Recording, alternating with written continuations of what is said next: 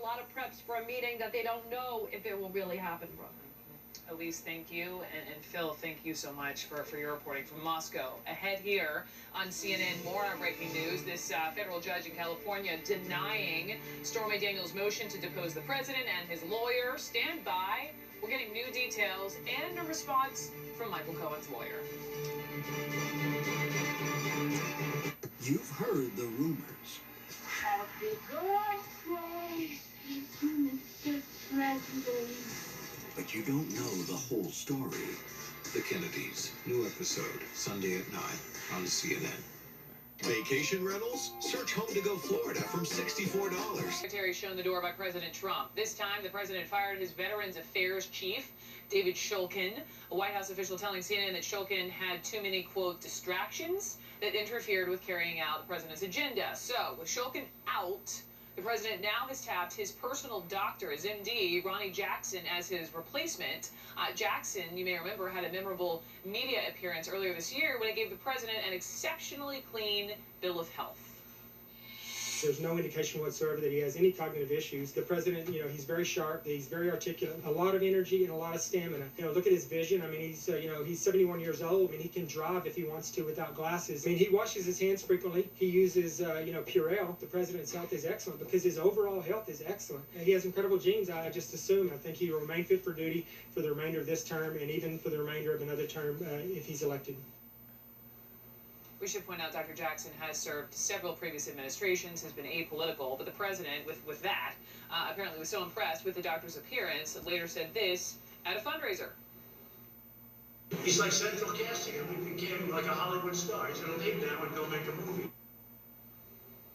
Jackson has been a part of the White House medical team since the Bush 43 administration, but if confirmed, Jackson will go from overseeing one patient to overseeing 9 million of them. So let's talk this over with CNN military and diplomatic analyst and retired Rear Admiral John Kirby and CNN senior investigative correspondent Drew Griffin, who earned a Peabody Award for his 2015, I'm sure before then, investigation into delays at Veterans Affairs hospitals, which sparked major personnel changes and congressional investigations into the VA. So Drew, with that, let me just start with you. You've read all these quotes from these different folks within, Veterans Affairs organizations who've jumped all over the doctor's lack of management experience. With your familiarity with the VA, how essential is that in this role?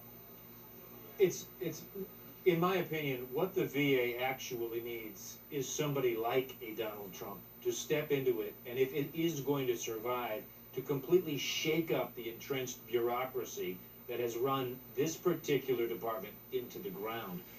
Dr. Jackson's attributes as a medical physician, I'm sure, are excellent, but like you said, he has a patient load of one person.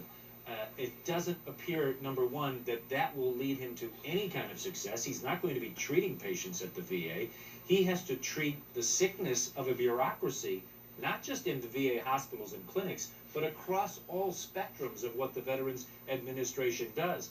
It is a huge bureaucracy that has undermined the authority of, I believe, the last 3 of its secretaries. Casting, like a Hollywood star, Trump loved his performance when boasted about his excellent health and his incredible genes. I mean, is that something that you need to look at when determining if someone's qualified to be a cabinet secretary? No, not at all. I mean, those are not exactly the qualifications you want to look at for somebody that's going to run this big cumbersome bureaucracy. But we also don't know if there were other factors in the president's mind as he made this decision. Now, look, I agree with Drew. I think I don't want to say he's not going to succeed. I mean, one of the things I've learned in 30 years of service to the country is sometimes the people succeed most when that you think will succeed least. I mean, that they really get chalk on their cleats and they grow into a job, and I hope he does.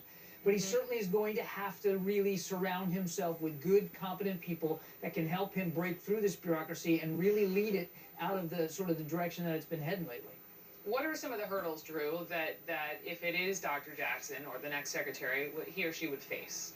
I think the biggest hurdle, now that the Secretary of the VA has the power to fire some of the very poor performing managers, the question is, how do you attract good talent, excellent talent, the talent that the VA needs into this government bureaucracy that really can't pay at the private hospitals' rates. Recruitment has been a big problem for the VA. You also still have antiquated computer systems that have not been updated and brought into the even 21st century. So there are still huge... Because he opposed privatization, he wrote this: the private sector is ill-prepared to handle the number of and complexity of patients, particularly when it involves the mental health needs of people scarred by the horrors of war. The department's understanding of service-related health problems, its groundbreaking research, and its special ability to work with military veterans cannot be easily replicated in the private sector. Admiral, how do you see it? Do you see it? I mean, it seems like the indication from the White House vis-a-vis the president, they may be in favor of privatization. Might that be a good thing? No, privatization is not a good thing. I mean, again, I agree with Drew that there's lots of problems at the VA, but the VA isn't all about medical care. They do other things too, and there's entrenched bureaucracy there.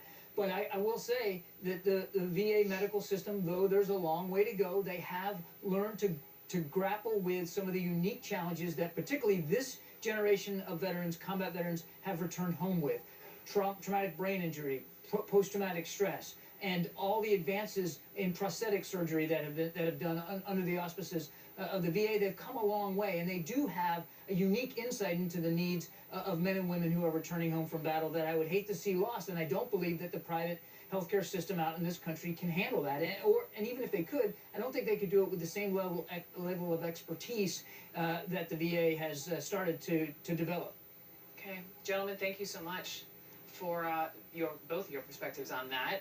Let's move on to this. Just in, Fox News host Laura Ingraham now apologizing for mocking a school shooting survivor as more and more advertisers quit her show. We'll talk about that and President versus Prime. It's no secret that Trump has a massive beef with Amazon, but are these latest attacks personal or simply business? CNN sets the record straight.